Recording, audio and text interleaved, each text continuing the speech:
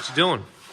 Well, so the customer takes this and does overlanding trips. So it's had a lot of what I would call field repairs done to it. That is, something breaks, when he's out in the middle of nowhere, fix it the best they can. So one of the things was, you can see here, they've had some repairs to this frame horn and where the steering box goes. So steering box that was on this was pretty wore out. So we got a new rebuilt steering box. We're gonna use a universal joint instead of the old rag joint to give them more positive feel. So we're just working on fabbing up a new mounting bracket because the one that was on here was a mess.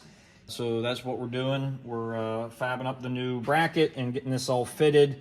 So I'm happy with the way it fits and everything else. Unfortunately, to take the box out, you're gonna have to pull the steering column out. Luckily, it's 4 bolts. Nice thing about these old vehicles, so that you can disconnect everything. But it should be very serviceable in the field, very sturdy. So we're just gonna go ahead and weld up our tabs and our mounting brackets, and then we'll get this thing installed, get the steering hook back up. But you can see we made it so this cross member here is removable.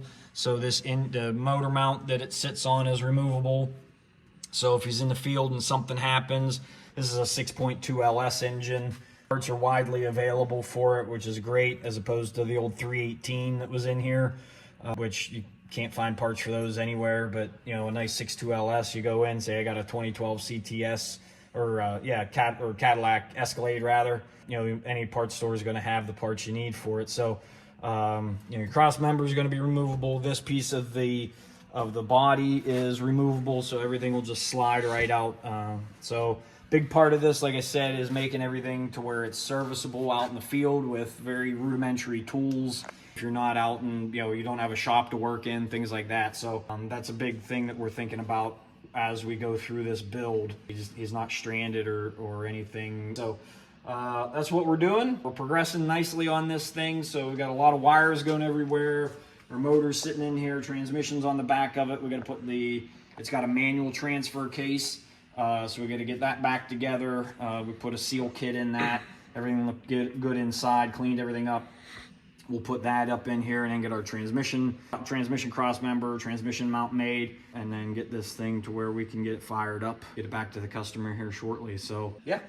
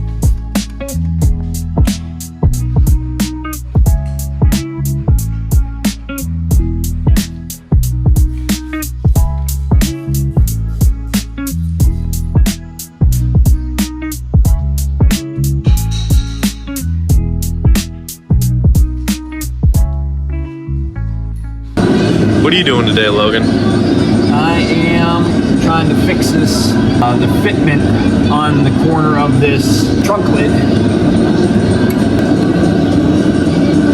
The customer was unhappy with this corner, kind of sat up a little bit from up in this corner that was sitting up. So this is the kind of stuff that should be done whenever a car's being built. Not after it's been together for this many years, but this is what we do. We fix stuff. Sometimes we fix stuff.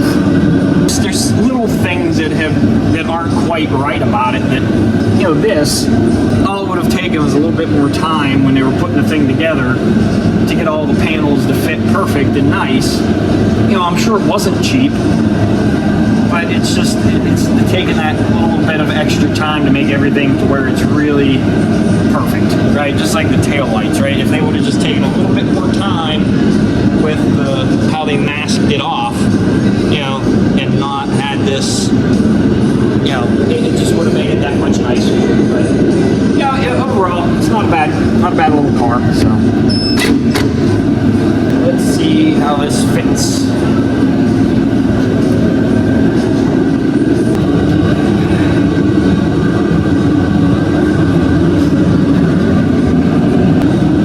That's not good. Didn't achieve what we're looking to achieve here. So this corner is sitting up, right? So we're trying to modify the hinge to have it sit down.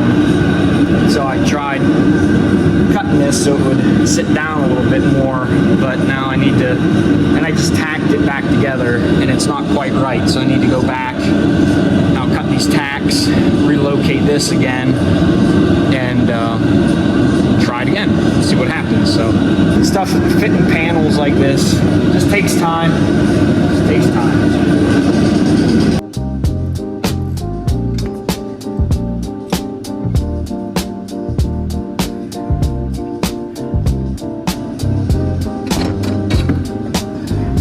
Modify this, move this plate a little bit, and see if we can fix this thing.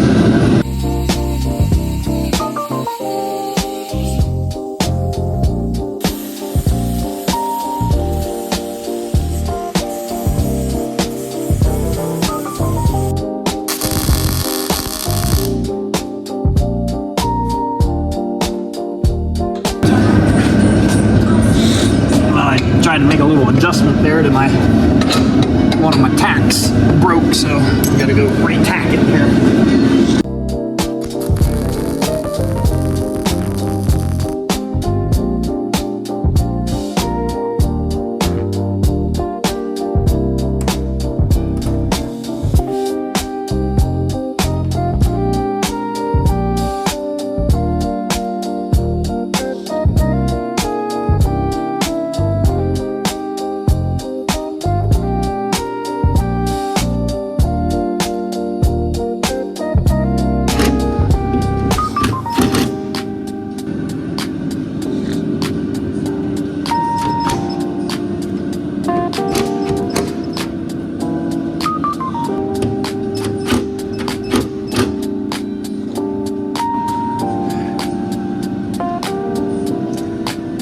So that's what we're looking for right there.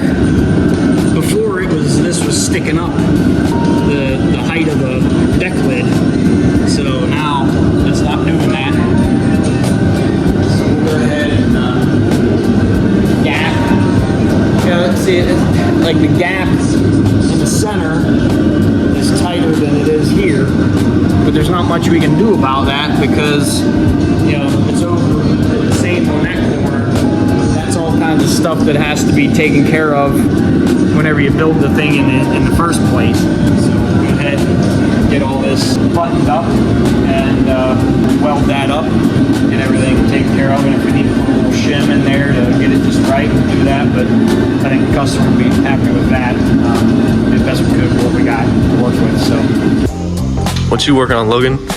I am taking the back cover off of this Corvair race car engine to fix an oil leak. So Corvairs are notoriously difficult to not have oil leaks, and so we built this engine, and unfortunately it developed a little bit of an oil leak, so we're fixing it for the customer because that's what we do. So this is a Yanko Stinger Corvair, and it's not one of the first 100 that were built. So Don Yanko, you may have heard of like Yanko Camaros, those kind of things, those cars, Yanko Novo and Yanko Chevelle. Well, a lot of people don't know that the Corvair, which became the Yanko Stinger, was actually the first car that Yanko built, and it was built for D-production SCCA road course racing. And it was like the only American car in D-production. So they took a 1966 Corvair Corsa 140 4-speed and converted them And this car is a little bit beyond that, but this is what they call a tag car. So the only way you could race a Corvair in SCCA competition was if it was a Yanko Stinger. So they took all the Corvair badges, all the Chevy badges off of it, and it was actually a Yanko Stinger. It wasn't a Corvair, it was a Yanko Stinger. And so after the first 100 were built to get it homologated for SCCA competition, then you could send off and have Yanko send you a Stinger package, which was like a deck lid, the Landau panels, you could order the engine parts, all those kind of things, and they would give you a tag that had a YS number. So my dad was the guy that was one of the 4 guys at Yanko at the time that built those cars originally. We've got 2 of them. We race YS 057, and then YS 089 is a street car.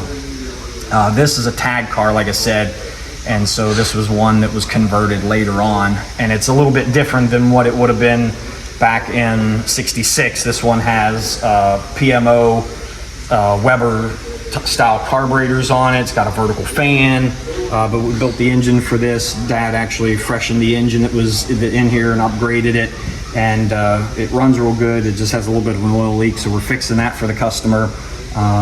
But like this car has 15-inch wheels, some disc brakes on the front, things that were converted later on just to make it more friendly. So this would not be what you would consider a D production car. It's a little bit beyond that now, but still super fun to drive. And so that's a little bit of history. That's why I race Corvairs.